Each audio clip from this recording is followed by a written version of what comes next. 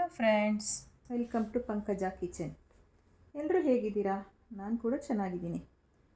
ಇವತ್ತಿನ ವಿಡಿಯೋದಲ್ಲಿ ನಾವು ಅವರೆಕಾಳು ಬಿಸಿಬೇಳೆಬಾತನ್ನು ಸುಲಭವಾಗಿ ರುಚಿಯಾಗಿ ಮನೆಯಲ್ಲೇ ಹೇಗೆ ಮಾಡೋದು ಅಂತ ನೋಡೋಣ ಬನ್ನಿ. ಇದಕ್ಕೆ ಬೇಕಾಗಿರುವಂಥ ಇಂಗ್ರೀಡಿಯೆಂಟ್ಸ್ನ ನೋಟ್ ಮಾಡ್ಕೊಳ್ಳಿ. ಇದಿಷ್ಟು ಇಂಗ್ರೀಡಿಯೆಂಟ್ಸ್ ಬಳಸಿದ್ರೆ ನೀವು ಆರಾಮಾಗಿ 5-6 ಜನಕ್ಕೆ ಸರ್ವ್ ಮಾಡ್ಬೋದು.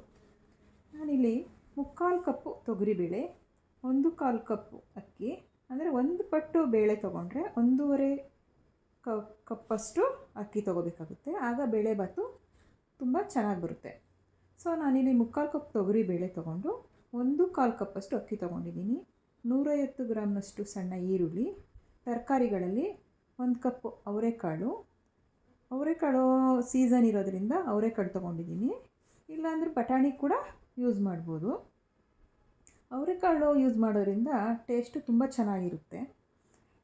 ಕ್ಯಾರೆಟ್ 2 ತೊಗೊಂಡಿದ್ದೀನಿ, ಬೀನ್ಸ್ 100 ಗ್ರಾಮು, ದಪ್ಪಮೆಣಸಿನ್ಕಾಯಿ 1, ಕರಿಬೇವು ಸ್ವಲ್ಪ, ಕೊತ್ತಂಬರಿ, ಹುಣಸೆ ರಸ 1 ನಿಂಬೆಹಣ್ಣಿನ ಗಾತ್ರದ್ದು, ಟೊಮೊಟೊ 3 ತೊಗೊಂಡಿದ್ದೀನಿ, ಮತ್ತು ನೆನೆಸಿಟ್ಟುಕೊಂಡಿರುವಂತಹ ಕಡಲೆಕಾಯಿ ಬೀಜ ಸ್ವಲ್ಪ ನೆನೆಸಿಟ್ಕೊಂಡ್ರೆ ಇದು ತುಂಬ ಚೆನ್ನಾಗಿ ಬರುತ್ತೆ.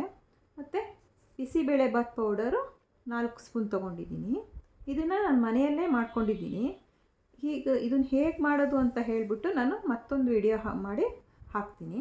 ನೀವು ಬೇಕಾದರೆ ಇನ್ಸ್ಟೆಂಟ್ ಬಾತ್ ಪೌಡರ್ ಕೂಡ ತೊಗೊಂಡು ಯೂಸ್ ಮಾಡ್ಕೋಬೋದು. ಈಗ ಸ್ಟವ್ ಮೇಲೆ ಒಂದು ಕುಕ್ಕರ್ ಇಡೋಣ.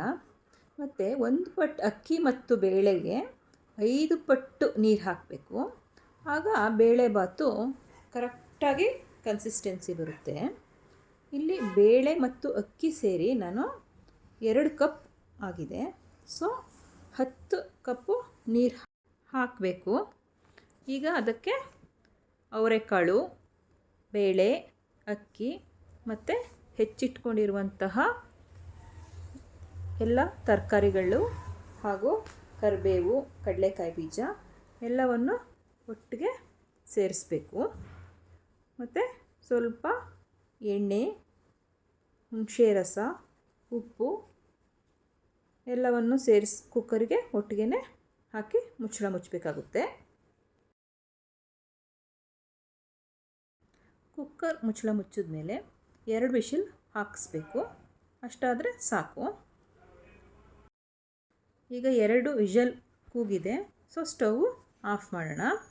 ಈಗ ಅದನ್ನು ಆರಕ್ಕೆ ಹಾಗೆ ಇಡೋಣ. ಮತ್ತು ಮತ್ತೊಂದು ಕಡೆ ಒಗ್ಗರಣೆಗೆ ರೆಡಿ ಮಾಡ್ಕೊಳ್ಳೋಣ. ಈಗ ಒಂದು ಪ್ಯಾನ್ ತಗೊಳ್ಳೋಣ. ಅದನ್ನು ಸ್ಟವ್ ಮೇಲಿಟ್ಟು ತುಪ್ಪ ಬಿಸಿಗಿಡೋಣ. ತುಪ್ಪ ಬಿಸಿಯಾದ ನಂತರ ಅದಕ್ಕೆ ಸಾಸಿವೆ ಹಾಕೋಣ. ಸಾಸಿವೆ ಸಿಡಿದ ಮೇಲೆ ಕರಿಬೇವು ಮತ್ತು ಒಣಮೆಣಸಿನ್ಕಾಯಿ ಹಾಕೋಣ. ಗೋಡಂಬಿ ಕೂಡ ಒಗ್ಗರಣೆಗೆ ಹಾಕಿದ್ರೆ ತುಂಬ ಚೆನ್ನಾಗಿರುತ್ತೆ. ಬಟ್ ಇವತ್ತು ನಾನು ಇಲ್ಲಿ ಯೂಸ್ ಮಾಡ್ತಾ ಇಲ್ಲ.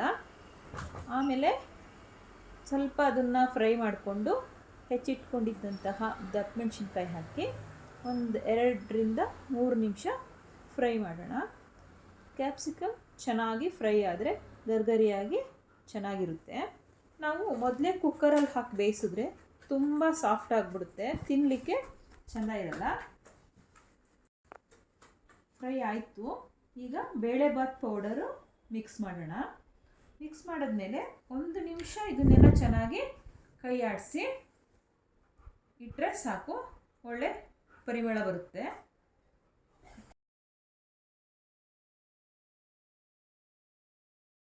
ಈಗ ಚೆನ್ನಾಗಿ ಫ್ರೈ ಆಗಿದೆ. ಈಗ ಈ ಒಗ್ಗರಣೆನ ಕುಕ್ಕರ್ ಒಳಗಡೆ ಮಿಕ್ಸ್ ಮಾಡಿ ಚೆನ್ನಾಗಿ ಸ್ಟರ್ ಮಾಡ್ಕೊಳ್ಳೋಣ. ಕುಕ್ಕರ್ದು ಪ್ರೆಷರ್ ಕೂಡ ಇಳಿದಿದೆ. ವಿಷಲ್ ತೆಗೆದ್ಬಿಟ್ಟು ಅದನ್ನು ಒಗ್ಗರಣೆನ ಆ್ಯಡ್ ಮಾಡಿ ಚೆನ್ನಾಗಿ ಸ್ಟರ್ ಮಾಡಿ 2 ನಿಮಿಷ ಸಿಮ್ನಲ್ಲಿ ಇಡೋಣ. ಈ ಟೈಮಲ್ಲಿ ಅದಕ್ಕೆ ಕೊತ್ತಂಬರಿ ಸೊಪ್ಪು ಹಾಕೋಣ. ಹಾಕಿ ನಿಮಗೇನಾದರೂ ಅದು ಗಟ್ಟಿಯಾಗಿದೆ ಅಂತ ಅನಿಸಿದ್ರೆ ಸ್ವಲ್ಪ ಬಿಸಿನೀರನ್ನ ಕಾಯಿಸ್ಕೊಂಡು ಅದಕ್ಕೆ ಮಿಕ್ಸ್ ಮಾಡಿ 2 ನಿಮಿಷ ಸಿಮ್ನಲ್ಲಿಟ್ಟು ಬೇಯಿಸಿದ್ರೆ ಕರೆಕ್ಟ್ ಕನ್ಸಿಸ್ಟೆನ್ಸಿ ಬರುತ್ತೆ. ಸೊ ಈಗ ಬಿಸಿಬೇಳೆಬಾತು ರೆಡಿ ಆಗಿದೆ. ಅದ್ರ ಮೇಲೆ ಸ್ವಲ್ಪ ತುಪ್ಪ ಕೂಡ ಹಾಕೋಣ. ಸರ್ವ್ ಮಾಡುವಾಗ ತುಪ್ಪ ಹಾಕಿ ಜೊತೆಗೆ ಖಾರ ಬೂಂದಿ ಹಾಕಿ ಸರ್ವ್ ಮಾಡಿದ್ರೆ ತುಂಬ ಚೆನ್ನಾಗಿರುತ್ತೆ. ನೀವು ಕೂಡ ಈ ಬಿಸಿಬೇಳೆಭಾತನ್ನ ಮನೇಲಿ ಟ್ರೈ ಮಾಡಿ, ಹೇಗಿದೆ ಅಂತ ಕಮೆಂಟ್ ಮಾಡಿ.